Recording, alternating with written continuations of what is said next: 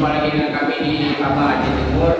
Yang pastinya kita terus mengupdate informasi seputaran Aceh Timur. Hari ini kita berbicara tentang virus corona, karena sekarang lagi maraknya virus corona. Virus corona itu sudah mendunia. Bahkan sekarang isu virus corona itu sudah sampai Aceh. Hari ini kita sudah ada bersama Bang Irwanda. Ya. Ini Bang Irwanda ini anggota DPRK Aceh Timur yang sudah menjabat 2 periode dari Partai Aceh. Baik Bang, mau saya tanyakan nih Bang. Boleh silakan. Virus corona Bang. Kita ini berdiskusi Bang. Siap. Silakan. Tentang corona. Menurut Abang sejauh ini Bang, apa yang Abang ketahui tentang virus corona ini? Ya. Jadi virus corona seperti yang kita melihat di media cetak dan media elektronik, media online, kita juga merupakan virus corona itu merupakan sebuah virus yang mematikan. Artinya jika sudah terserang itu sulit untuk pulih, untuk sembuh sulit, karena para medis mengatakan belum ada obat untuk virus tersebut. Tapi masalah kebenarannya kita juga tidak tahu. Ya, gitu. Bang, dari anggota DPRK sendiri, adakah upaya-upaya yang dilakukan untuk pencegahan virus corona? Ya, seperti yang saya sampaikan kemarin di media, bahwasanya saya pribadi dan mungkin rekan-rekan di anggota DPRK juga mengharapkan kepada pemerintah dalam hal ini Bapak Bupati Aceh Timur untuk segera merevisi anggaran sesuai dengan Permendagri nomor 20 tahun 2020 yang menjadi pemerintah daerah kabupaten kota segera memprioritaskan anggaran APBD-nya untuk proses penanganan virus corona tersebut atau COVID-19. Jadi berbicara penanganan tentu berbicara anggaran.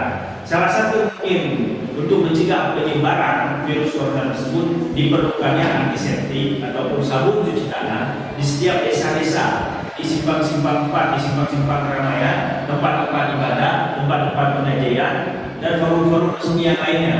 Nah, karena berbicara pencegahan pasti berbicara yang namanya budget. Nah, hari ini mirisnya, jangankan di tempat umum kita membuat sebuah posko penanganan, mungkin di kantor-kantor dinas saja belum ada yang namanya antiseptik, sabun cuci tangan dan lain sebagainya. Maka disitulah perlu yang namanya sedikit revisi anggaran dari pemerintah Kabupaten Aceh Timur guna maksud dan tujuan untuk mempercepat proses penanganan. Selain hari ini kita akui bahwa Bupati Aceh Timur dan pemerintah Forkopimda Aceh Timur sudah membuat posko-posko ataupun tim terhadap virus corona ini, tapi juga tidak cukup. Tentu dibutuhkan yang namanya anggaran. Apalagi seperti kita lihat Prancis sudah lockdown, artinya tutup total mereka. Mereka sudah tutup total. Semua masyarakat tidak boleh berkeliaran, tidak boleh keluar rumah. Nah, jadi ini harus kita safety ke depan. Jadi kita harapkan Aceh Timur, Aceh lah, jangan Aceh Timurnya, kita harapkan kepada Allah jangan sampai terjadi yang namanya lockdown seperti itu. Karena ketika bicara lockdown sudah pasti impasnya ke ekonomi masyarakat. Nah, demikian. Pak, menurut Abang ketahui tentang corona dari media-media, ini menurut Abang, sepengetahuan Abang, virus corona itu virus yang diciptakan ataupun memang virus ada dengan diri Abang, bisa ada sendiri dia Bang, ataupun virus yang diciptakan? Itu saya kurang tahu. Ada sebuah sisi yang berpendapat memang sengaja diciptakan, tapi ada satu sisi memang virus itu merupakan wabah penyakit yang diberi oleh Allah. Cuma kita selaku orang muslim yang kita harus ikhtiar. Kita selaku orang muslim ambil positifnya aja. Mungkin tunjukkan kepada kita dunia, kepada kita umat manusia dari Allah Subhanahu wa taala, mungkin kita sudah lalai, sudah melupakan perintahnya. Ya kan? Sudah lupa kita menjauhi segala larangannya dan lupa menjalankan perintahnya. Mungkin demikian jadi kita ambil sisi positif. Jadi yang kita berprasangka apakah ini ciptaan sengaja, apa maksud dan tujuan, kita tidak kilo. Dan hari ini kita sama-sama berpikir bagaimana cara memberantas, minimal sudah tidak sanggup kita berantas, mencegah penyebaran virus corona tersebut. Baik Pak, Ya.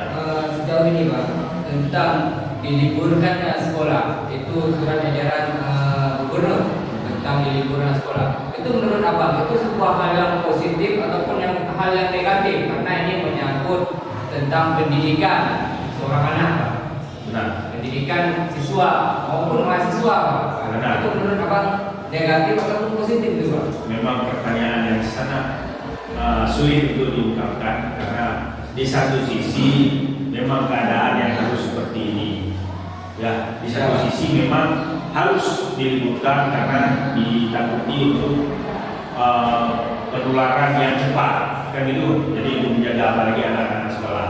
Jadi bukan hanya di provinsi Aceh, provinsi-provinsi lain juga ada meliburkan sekolah guna maksud dan tujuannya untuk mencegah penyebaran penularan daripada virus corona tersebut. Memang itu positif.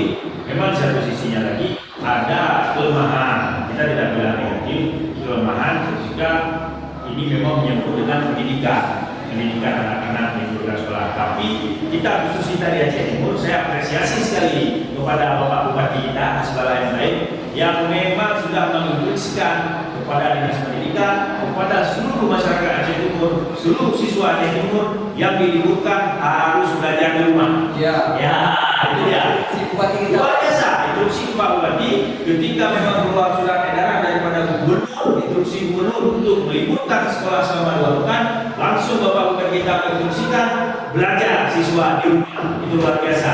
Apresiasi kepada Bapak Bupati Aceh Timur. Bang, kita berbicara siswa libur, Bang. Apakah di PRK liburkan juga, Bang?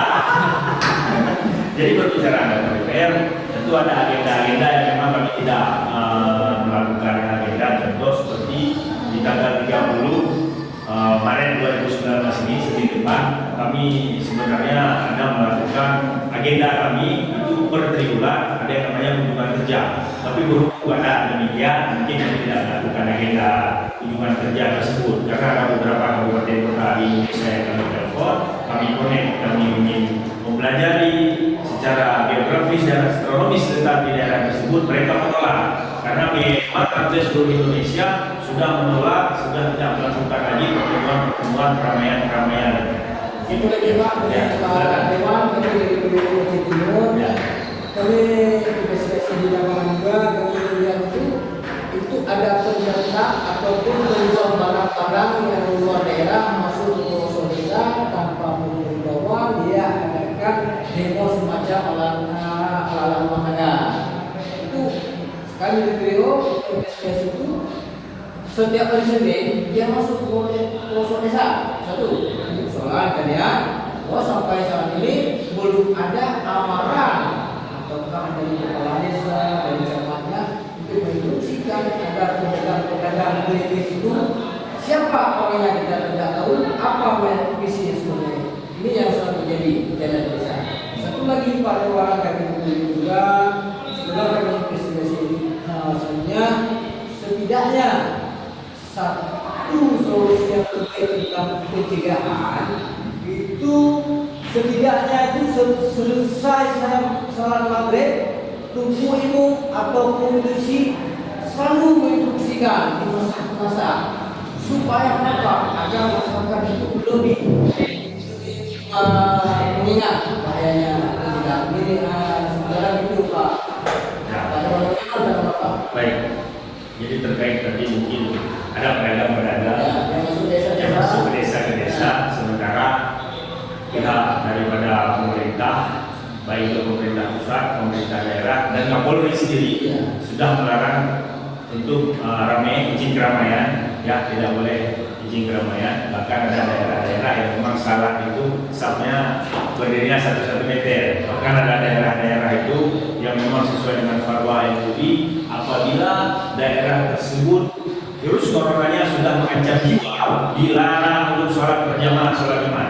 Ada. Nah, jadi juga kita berharap pada masyarakat jangan salah menelaah fatwa MUI tersebut. Jadi ada di poin tersebut, poin-poin tertentu fatwa MUI yang mengatakan dilarang sholat Jumat apabila daerah tersebut sudah krisis corona yang mengancam jiwa. Jadi jangan hari ini saya melihat ada kalangan masyarakat yang menyalahkan MUI. Ya, pada MUI ketika dia itu kan sudah bermusyawarah. Bagaimana yang terbaik? Demikian. Jadi terkait yang tadi, ya kita berharap mungkin ada tindakan tegas dari aparatur gabungan, aparatur desa dan mungkin dari rekan-rekan aparat, mungkin aparat keamanan, kepolisian, TNI, Polri yang mungkin ada di daerah tersebut ya, kalau ditindaklanjuti selama maklumat virus corona ini masih tidak berbahaya kepada diri kita, untuk mencegah proses penularannya virus corona itu di tempat kita. Terkait himbauan untuk masyarakat kawasan yang terdalam ini, dalam ini Pak, di Aceh Timur apa yang harus dilakukan oleh BPK? Karena daerah misalnya apa ya, daerah Sukabumi itu daerah yang tidak salah satu di Aceh Timur, desa pedalaman yang informasi ataupun internetnya itu tidak dapat diakses. Ini bagi mereka apa? Ya. Sebenarnya apa yang kita berikan solusi kepada Jadi ketika surat instruksi Kapolri keluar, saya yakin aparat penegak hukum baik itu Polri dan TNI, saya apresiasi luar biasa mereka bekerja. Pihak kepolisian, pihak TNI luar biasa.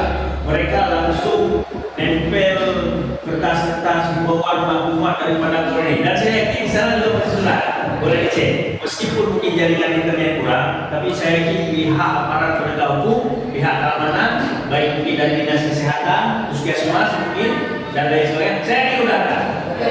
yang belum ada Pak. Mungkin sedang diproses sekarang itu. Yang namanya aja Aceh Timur ini kan 24 kecamatan, daerahnya luas, wilayah hukumnya juga lebar. Saya yakin, tapi masih jangkau. Dan jika memang ada kecamatan yang belum mungkin menerima maklumat ataupun anjuran atau instruksi daripada daerah dan kepolisian, laporkan ke kita. Mungkin kita langsung yang turun ke sana. Insyaallah. Itu lagi Pak, terkait alatnya apa sih Pak? Alatnya Deteksi. Bisa punya memang antiseptik itu kurang di pasaran ataupun kadang-kadang langka di pasaran. Ini bagaimana kita dulu dan masyarakat itu bisa membeli dengan mudah, tidak langka di pasaran. Itu bagaimana? Itu begini, saya melihat kalau itu memang sudah masanya, ya itu langka. Jadi contoh saya mencari kemarin di Aceh Timur, Sungai Raya sudah kosong. Nah, saya cek ke Langsa, hampir seluruh rapat di kota Langsa kosong. Nah, jadi inilah maka saya katakan tadi, oke, kadang-kadang ada masyarakat yang memang ekonominya menengah ke atas, mampu membeli masker dan antiseptik mungkin dengan harga yang tinggi karena kebutuhan yang sudah banyak, tentu harga lebih tinggi. Pun demikian, inilah yang saya katakan tadi, ketika APBD Aceh Timur sedikit disuplai, digeser ataupun direvisi untuk pengadaan alat antiseptik tadi, untuk pengadaan alat masker pencegah penyebaran virus corona tadi, maka bisa ditaruh kepada dinas kesehatan ataupun rumah sakit. Biar rumah sakit yang belanja, dinas kesehatan yang belanja, ya belanja langsung. Apakah berbeda? Bisa murah sedikit? Apakah memang bisa diambil secara global banyak? Di apotek grosir besar mungkin bisa dihubungi langsung. Nah, ketika sudah ada, dibagikan kepada masyarakat seperti yang saya ceritakan tadi. Dibagikan di simpang-simpang, di tempat-tempat umum, ditaruh di masjid-masjid, tempat-tempat ibadah. Guna sudah dijual, biar bisa masyarakat pun yang tidak mampu membeli bisa memakai dan menggunakan. Jika satu lagi Pak, jika ini misalnya Pak ya, jika misalnya ini alat antiseptik ini seperti apa? Adanya penimbunan barang antiseptik ini dibutuhkan oleh orang tertentu. Itu misalnya apa? Kalau kita dapat seperti itu, itu bagaimana sebenarnya? Ya, itu tentunya seperti beberapa hari kita melihat bukan kasus antiseptik aja, penimbunan gula pasir yang berlebihan berat. Luar biasa, ratusan ton, ratusan ribu ton gula pasir digelapkan, artinya ditimbun, ya, untuk mencari pengusaha mencari keuntungan yang lebih signifikan, yang lebih besar. Namun saya yakin aparat penegak hukum pasti akan menindaklanjuti terkait penimbunan baik itu masker dan lain sebagainya. Mungkin demikian. Jadi ketika itu, oke Pak, terima kasih. Baik, Pak, oke silakan. Apa pesan-pesan abang untuk masyarakat di Timur khususnya Pak dan kepada masyarakat Aceh dan Indonesia? Ya. Apa pesan Pak? Jadi pesan saya kepada seluruh masyarakat Aceh Timur khususnya, Indonesia dan Aceh umumnya, saya berharap jangan kita anggap sepele terhadap itu sendiri. Mari sama-sama kita mendengarkan maklumat yang sudah diberitakan, maklumat yang sudah diperintahkan oleh pemerintah pusat, pemerintah daerah dan Kapolri, TNI dan aparat-aparat penegak hukum, baik itu medis dan lain sebagainya. Mari sama-sama kita mengikuti aturan perintah mereka. Itu demi kebaikan kita bersama, itu demi kebaikan kita umat manusia yang ada di bumi Aceh dan Indonesia. Mungkin demikian. Baik Bang, cukup di sini diskusi kita ini Bang. Siap. Tidak kurang Bang, saya mohon maaf jika ada kekurangan, kesalahan dan lain sebagainya Bang. Ya. Baik, sampai di sini jumpa kita hari ini. Mungkin dari waktu akan kita kembali.